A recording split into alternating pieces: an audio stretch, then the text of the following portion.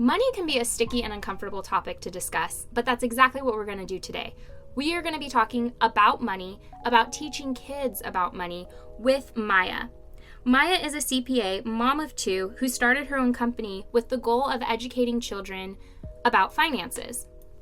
In her career as a CPA, she discovered how many adults were so financially illiterate that she realized it probably stemmed back to them not being taught about finances as children. So, how do we teach our kids about finances? When should we start teaching them about finances?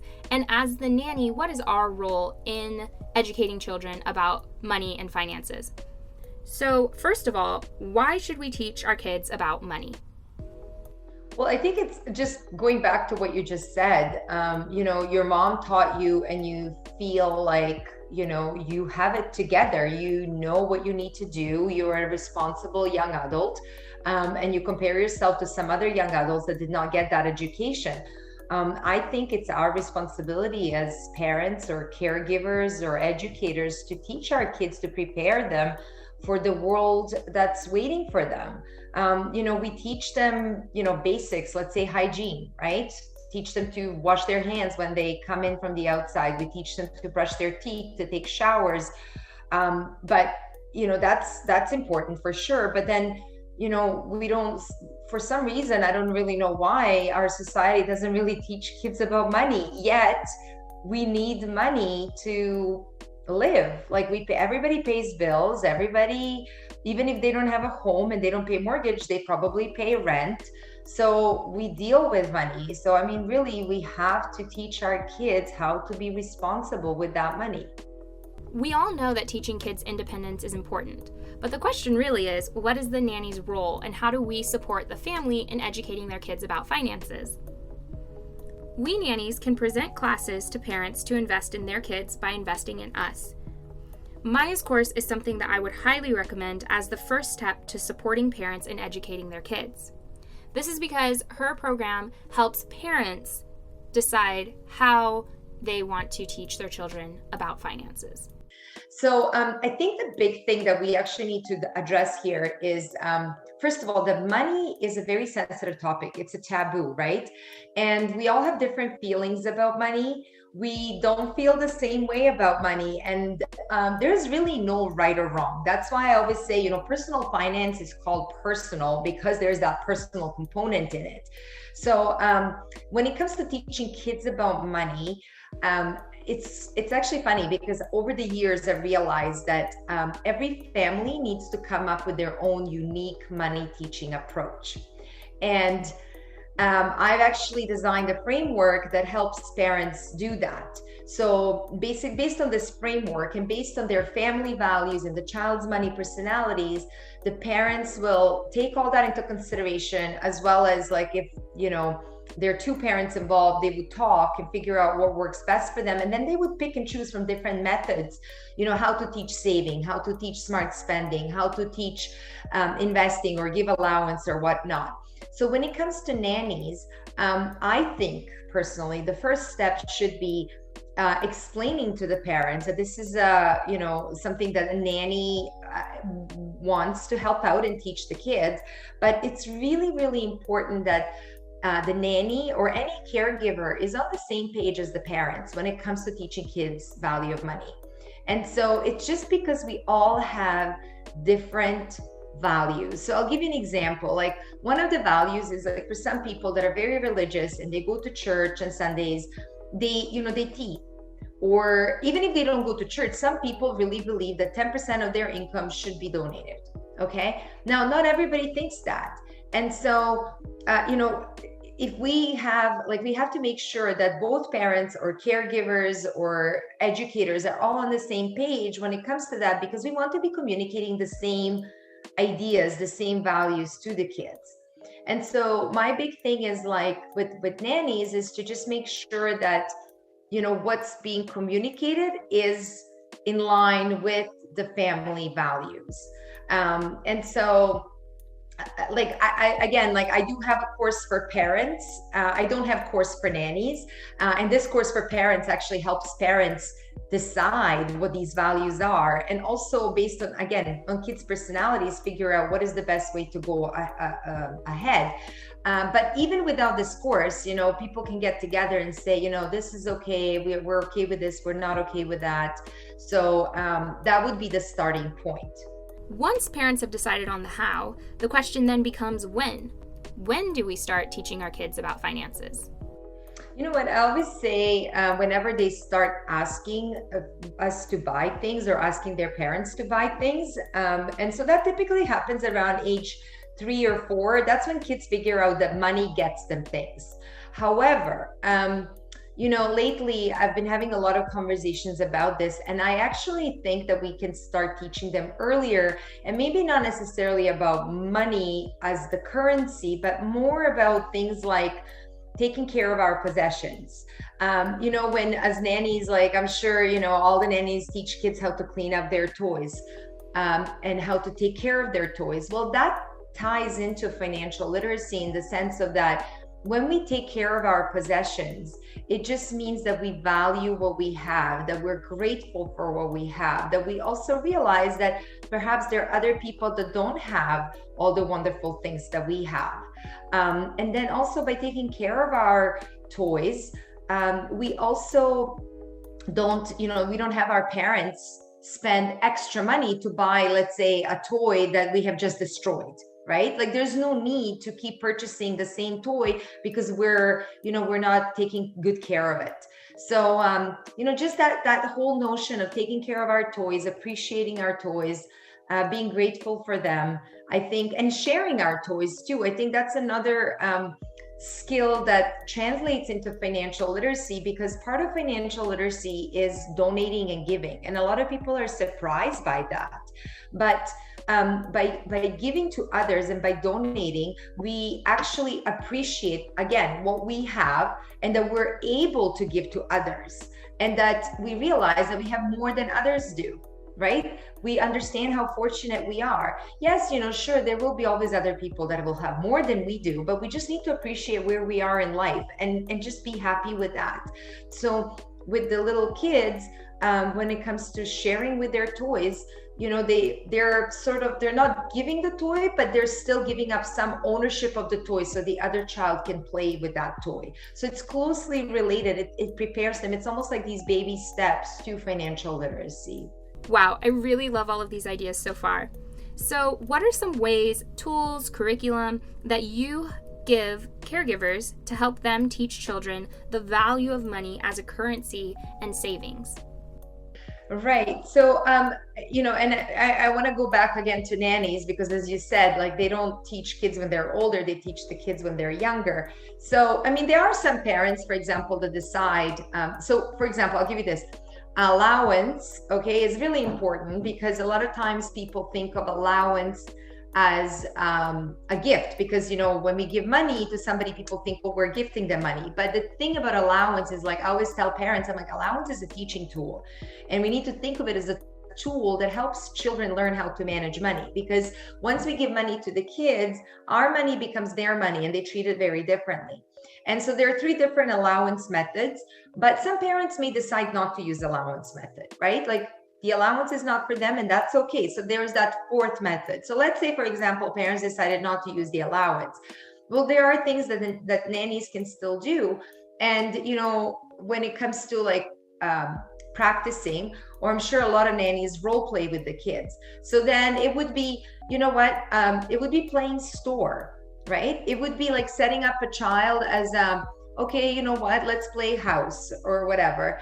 And the child goes shopping, and maybe the child has a teddy bear that the child is taking care of. So now the child has, and let's say we give them, you know, maybe we use some like we do some arts and crafts, and we create our own currency, or you know, use the motor skills, the fine motor skills, and, you know, we'll cut out bills from the, you know, paper or whatever. And so we can use this currency for the child to, let's say, pay at the store, and the nanny could be working at the store. And so it's like teaching the child how to spend that money in the store and deciding between needs and wants. If the child has to take care of this teddy bear and the teddy bear needs food, let's say, they want to make sure that they spend majority of their money on food, or like they buy food first, and if there's any money left over, they would spend the money on wants, right?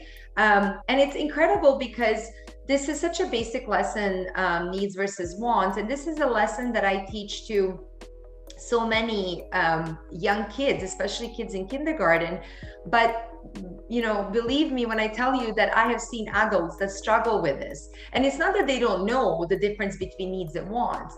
What it is that they struggle with is the discipline, right? So if we can, as nannies, practice with the kids this discipline, it's much, practice this discipline muscle, it's going to be much easier for them to actually implement this in their life one day when they actually start making money and when they actually have to make those decisions.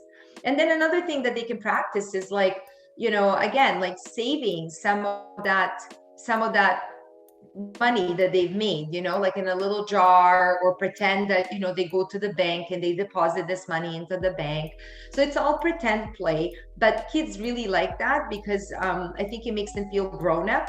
It makes them feel part of this adult world. And it really prepares them for how they should be acting when they get older. Yes, I could not agree more. I honestly love that. I'm currently in a nanny book club, and I keep bringing this up in all of my latest content because I'm obsessed with this book now, but it's called The Danish Way of Parenting. And one of the core values of The Danish Way of Parenting is to basically bring kids along with you as the adult in life.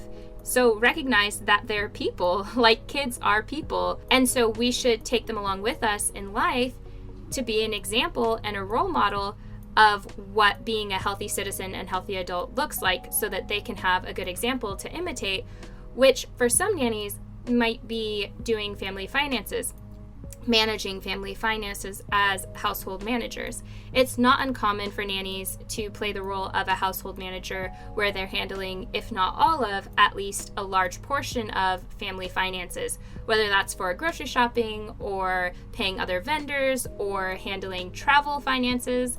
Just different ways that nannies are often dealing with family finances as household managers. And then, like you said, bringing that back into pretend play to practice those adult skills that we're showing them, it just brings everything full circle. And it really helps ingrain it in them so that later they don't have to unlearn bad habits or start from scratch when they're older, or hitting some really hard situations before they realize the right way to do things, especially financially. And I find that incredible. I didn't know that actually some nannies do that they manage some of the finances for the families. And I think that's incredible. And that's an excellent opportunity too, to introduce the kids, because as long as the parents are okay with it, it's always great for the kids to see somebody, balancing the budget, or talking about like, why do we cook more meals at home than order or like eat out, right? And so I think it's really, really good for kids to be present around activities like that. And as they get older, obviously they can participate in these activities, as long as they, can keep things confidential, and as long as, adults that are in charge feel like that they can actually share the details of these activities with the kids. But I think it's important for kids to see those things being done, because so they don't live in this bubble, and they realize that part of adulthood is paying the bills. Part of adulthood is making a shopping list based on your whatever's left over in your pantry or in the fridge, and following that shopping list, and really trying to kind of like not add more to that shopping list when you're tempted, when you're in the grocery store aisles, right? So it's really great when they can see grown-ups in action making responsible financial literacy decisions. I have a teenager and a tween, and I really, I believe that I am raising adults. My kids are already kids, but I'm trying to raise adults. Like, I want them to become independent adults. So I have these goals, and sometimes I laugh because, I want them to be able to do certain things independently by the time they're 18. And, I don't know if they will be around, if they'll go to university here in Toronto where I'm at, or if they'll go somewhere else. But there are certain skills that life skills that I want them to have before they leave me. And as you said, like, I think it's important to do certain things around children so they can see what it is that we do. And I think that's the beautiful part about teaching kids about money. Like, a lot of people think like it needs to be so special and complicated. And I'm like, no, you don't need to carve out crazy amount of extra time. You do need some extra time, but not crazy amount of extra time. Personally, for me, I really try to use life events to actually teach my kids about financial literacy. So I'll give you a few examples, those are on my Instagram posts. So I usually feel inspired by these events, and I post on Instagram just to hopefully inspire other parents to talk to their kids about it. But like, my cooktop broke down. It's a brand new cooktop. We just bought it about a year and a half ago. And so I was dealing with the company about the warranty. And then I realized, I was like, you know what? My kids don't know anything about warranty. They have no idea what warranty is, how it works. So I thought, you know what? Over dinner, when we're having dinner, I just thought, okay, this is a perfect conversation over dinner table. Do you guys know what warranty is? Do you know how it works? So we just had a very light conversation, but just to, talk about it. And I know I'll probably have to talk about it more because, sometimes when you introduce something for the first time, it just flies over their heads. And you always try to introduce it in an age appropriate way. Right? Another example was, and actually I want to just mention about warranty. It's so funny because I have this Facebook group for like-minded parents and caregivers. And so I posted about warranty in there, and I said, do your kids know what warranty is? And this one mom, I think her daughter is only 7, but she said to me, she's like, I realized my daughter did not know anything about warranty. And she's like, I talked with her, and now she, of course, knows a little bit more. So this mom actually went back to that post a few days later, and she made that comment, and she's like, thank you, because I would have never thought about talking to her about it, right? So it's the same thing, not to take too much time out of this conversation, but it's the same thing. Like, I had issues with my cell phone, right? Like, I realized I was paying too much. I didn't want to pay that much. I was like, okay, can I negotiate a better deal? So again, and I was doing this when we were traveling somewhere. It was a 2-hour long car ride. And, probably not something my kids wanted to listen to, but I was like, you know what? It's good for them to hear me negotiating a cell phone plan in the car.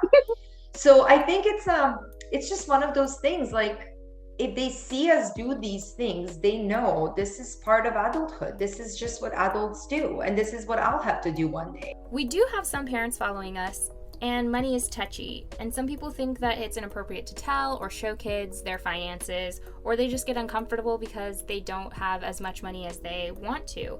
So what would you say to those parents? It's not meant to stress anybody out. It's just meant to make kids realize that money is fantastic to have in our life, because we can bless others with it, we can enjoy it ourselves, as long as we do it responsibly. And I think that conversation around money is really important. And I think, again, in one of my Instagram posts several months ago, I think I made this post, and I basically explained, I said, you know what, when your child asks you to buy them something, don't say, oh, I can't afford it. Maybe the instead of saying that, like, I can't afford it, maybe the real reason why you don't want to buy it is like, I choose not to buy that because you have another toy like that.